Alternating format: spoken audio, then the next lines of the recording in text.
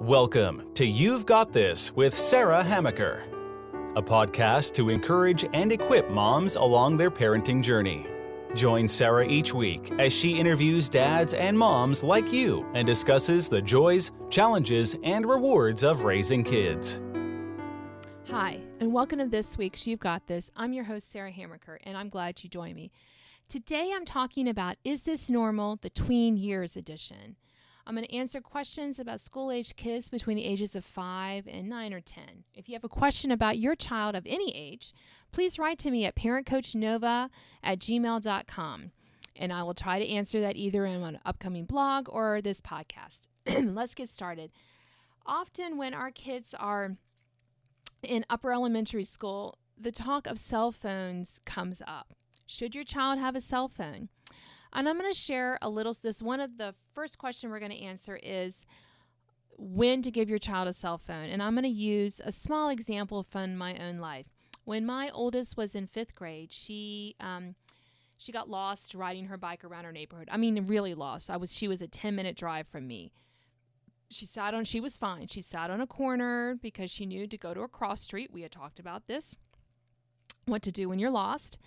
And she waited for either me to come get her or a mom to pass by. Well, a mom passed by a couple times taking her kids to other places, and she stopped and said, "Hey, are you okay? Are you lost?" And Naomi said yes, and she gave our phone number. So the mom called me and told me where she was, and I went to get her. Well, Naomi's solution to that was, "Oh, Mom, I need a cell phone so I can call you." I said, "No, you need a map so you know where you're going." And then she came home from school and she said, she's kind of laughing. She goes, "Yeah, friend, this is in 5th grade, mind you. A friend said, oh, you know how to get a cell phone.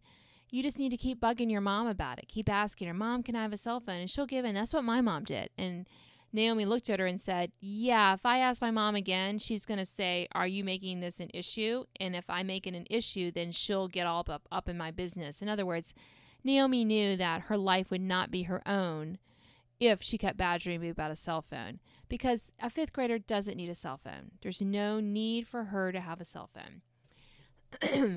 Now, my girls are now in high school, sophomore and junior at the time of this recording, and neither one of them have a cell phone. They each bought iPods. Yes, Apple still makes them at before their freshman year, and they communicate to their friends that way, but they do need Wi-Fi for that. But we do have a house cell phone, a little flip phone that they're welcome to take if they need it, if they're going to be out and they need access to a phone and they're not going to have Wi-Fi. But let's face it, nearly every place has Wi-Fi. Parks have Wi-Fi. The school has Wi-Fi. The library has Wi-Fi. The only place that doesn't really have Wi-Fi is in a car. And usually I know where they're going or I'm driving them. So it's been okay that they haven't had Wi-Fi. And makes drive time a lot more pleasant, and I don't have to worry about my daughter who's learning to drive to be distracted by a phone because hers doesn't work in the car, so she cannot get text in the car. So that's been great. They don't, need it. If they need it for their social life, if they're a little bit of an older tween, not quite a teen, get them a little flip phone and let them use that. They will not be wanting to text a lot and when it takes a long time to text. Trust me on that. If they need it. So give them a house phone and say, you have access to this if you need to arrange, play dates with your friend. The thing is that giving our children, when they are not old enough to really handle it, a computer in their hand is an awesome responsibility. My advice, wait as long as possible and know that there are families out there that are still using flip phones. And yes, you can still buy them. Check out Amazon. It's not that hard to find. Or go to your local Walmart. You can still do prepaid for them and have the safety of a cell phone without the dangers of a smartphone. So now let's talk about allowance. Because as kids get older, they need some walking around money. And as another mom asked about, how much allowance should I get for my 12 and 8-year-old kids? What should it be tied to chores? Okay, so let's talk about the amount of allowance first. How much allowance should an 8-year-old get? What we did, and admittedly we were more on the cheap side, is we basically gave our children, starting in 1st grade, because they kind of are learning about money in kindergarten. In 1st grade, we started giving them 50 cents a week.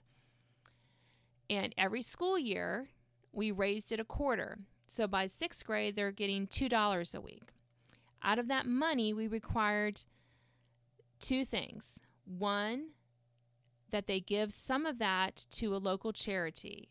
Most of them choose to give it to our local church, and it had to be more than a nickel or higher. You're not going to give a penny to God and call it good. That's just insulting on both ends. A little sacrifice here. And 2, that now that they had money, things that they really wanted, they were going to have to save for them. When my girls were 6 and 8, we got them, another little story from my life, we got them American Girl dolls with their grandparents. And if you've ever bought these dolls, they're expensive. They're like more than $100. That's why we said, grandparents, you want to go in with us?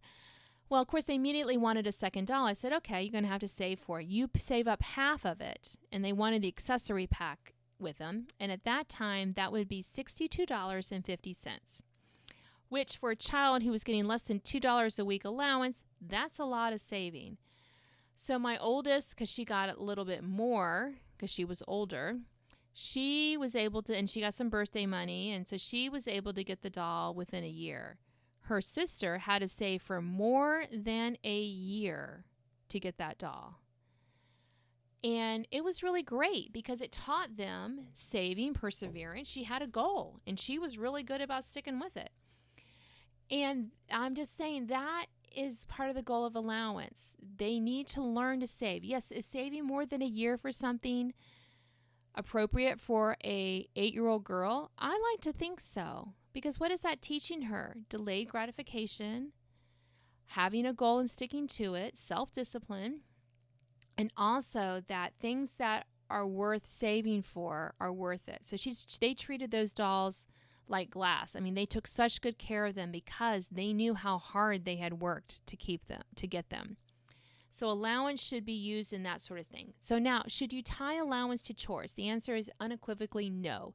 Kids should get allowance because they're part of the family and they have no other means of earning money. Kids should do chores because they're part of the family and they consume the resources of the family. They dirty dishes, they dirty clothes, carpets, they play out in the grass, they consume goods. And as a consumer, they need to contribute to the upkeep of those goods and services. Cleaning, cooking, these are all life skills that are going to train our kids and go out of the home with. They should not be tied to allowance because what will happen?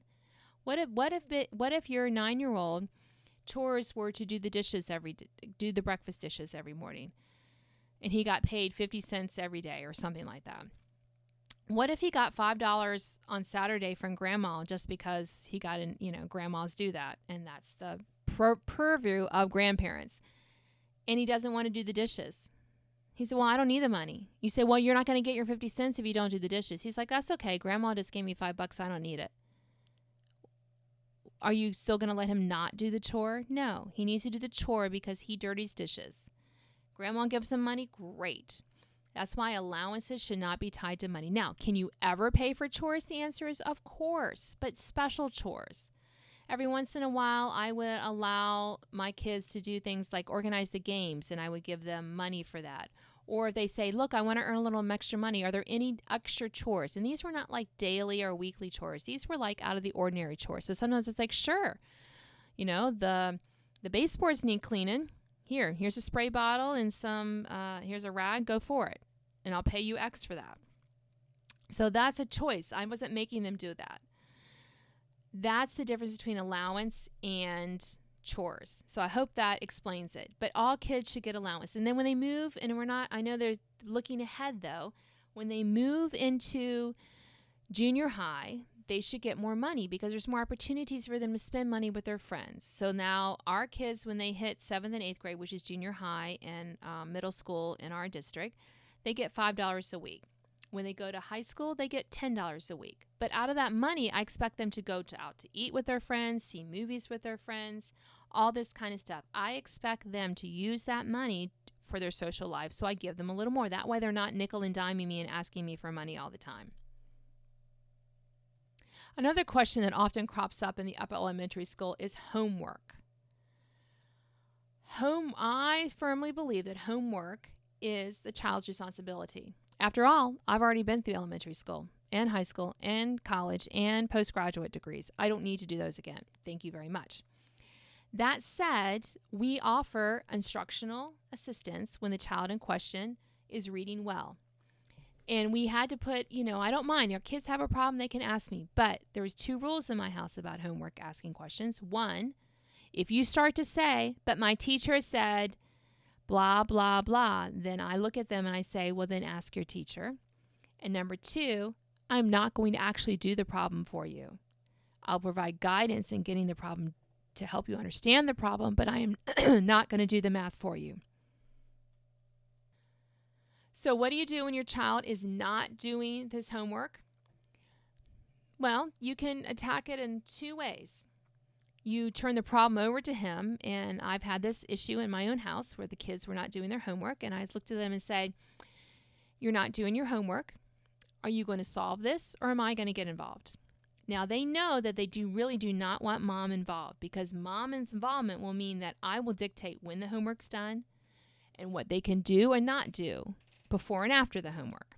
So if they want autonomy in their lives, which the kids this age really do, you need to give them ownership of their homework. However, you can put guardrails in place. And for our family, when the kids were in younger elementary schools, it was they had to have it done by 7 o'clock at night.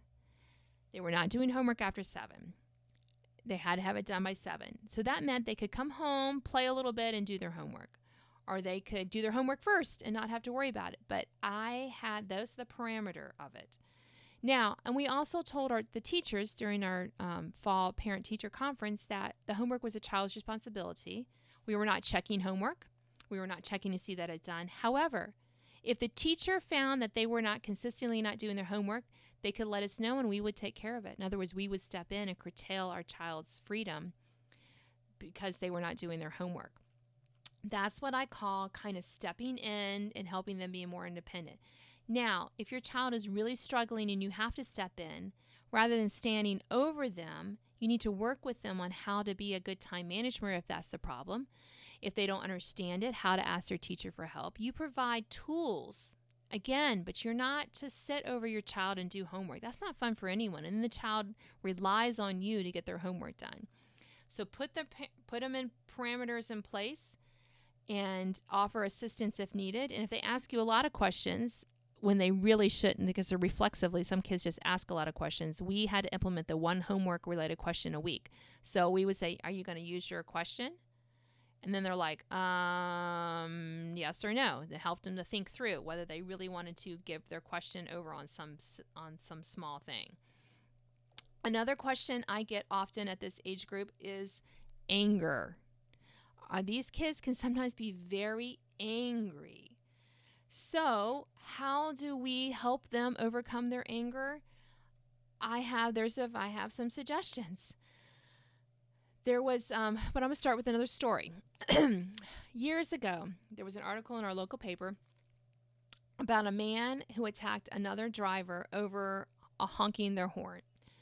That's the question my 11-year-old asked me at the time when I had read the newspaper account aloud.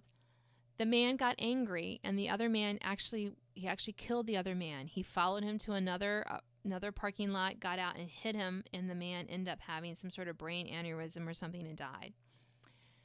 But what got me thinking was that the anger in that man's heart, who accidentally killed that other man, is the same anger that's in our hearts when we don't want to do what our moms told us to do, when we get upset at a sibling, when we're angry at the teacher or whatever. That's the same anger in our own hearts.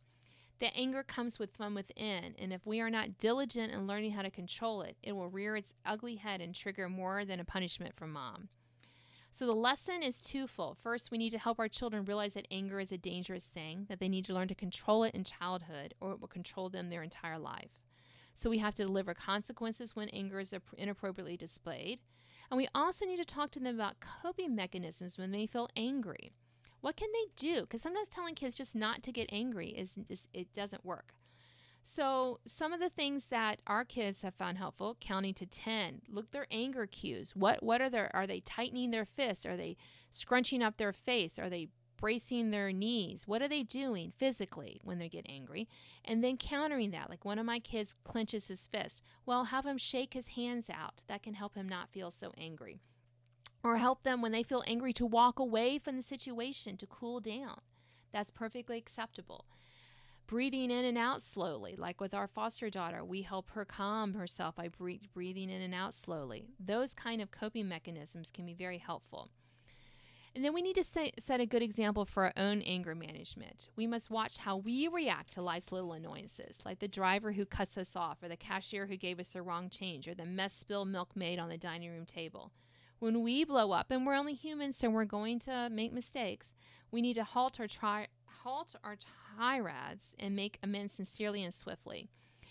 Anger is an emotion that can be controlled.